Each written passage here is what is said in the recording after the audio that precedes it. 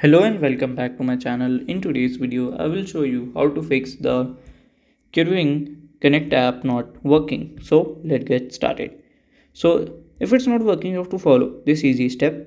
So here is the app. Okay, just press and hold that here. Just leave that I button. It will open the app info section of the app.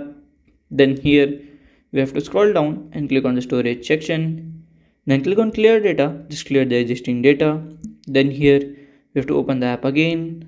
If it's work for you, then fine. If it does not work for you, just check for an update.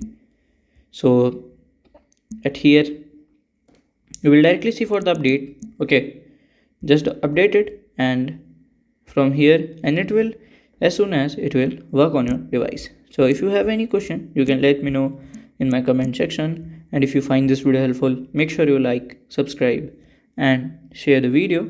Thank you for watching.